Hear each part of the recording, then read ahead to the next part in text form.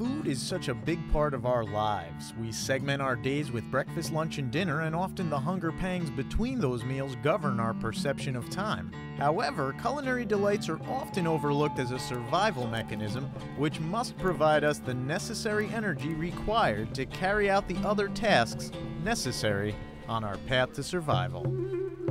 Food really is two categories: plants, animals. You know, what are you in the mood for?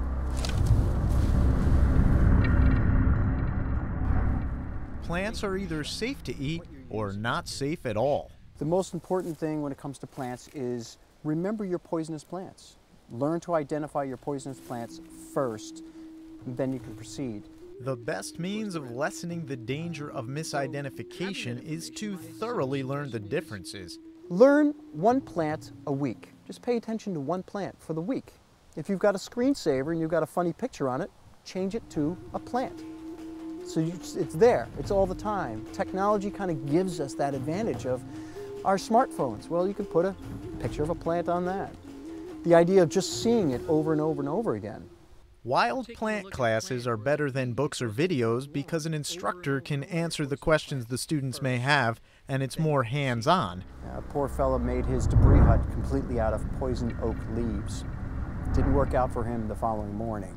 But he learned quickly and won't make that mistake again. Some people have allergic reactions to otherwise safe plants, and a number of factors, including the time of collection and method of preparation, can make a big difference in the safety of many free, naturally growing foods. One of the things about plants and understanding allergies is the old allergy test. You know, you can touch it to the corner of your mouth and wait and see how long it goes. Then touch it to your lip and wait. Then the tip of your tongue and wait. And then chew it once, get it, spit it out and wait. And so you go through this process if you're not 100% sure. Unsafe plants can also mimic the appearance of safe ones, and surprisingly, the appearance of some plants will change from one location to another. One of the things I'm looking at right away is this little garlic mustard right here. It's got a nice little spice to it. Thank you, my friend. We're going to try you. This particular one, it's got a nice spice to it. It's great in salad. This is really good, actually. It's delicious. When forced to act in an emergency situation, one should never pick plants close to polluted waters, roadways, or any other place where fumes or chemical sprays could have caused contamination. We've got prickly pear cactus growing here in the Hudson Valley. It is actually a pretty nutritious source of food. You know, I would skewer this, take it into my fire, and burn off all those nasty little hairs and needles on it, and just literally burn it off. I actually put it on the ashes and let the skin split like a tomato. Just peel back that skin, scoop out that flesh with my knife, and eat. A forager should never eat a plant that looks unhealthy, or one that he or she can't identify beyond the shadow of a doubt. Notice that we have what's known as some plantain. It usually grows with these long, tall seed spears that come growing up through the middle of it. You get these little guys come up. By looking at the leaf, I'm going to pull one of these leaves, you can notice that the veins run parallel to each other. It's kind of a nice teardrop shape.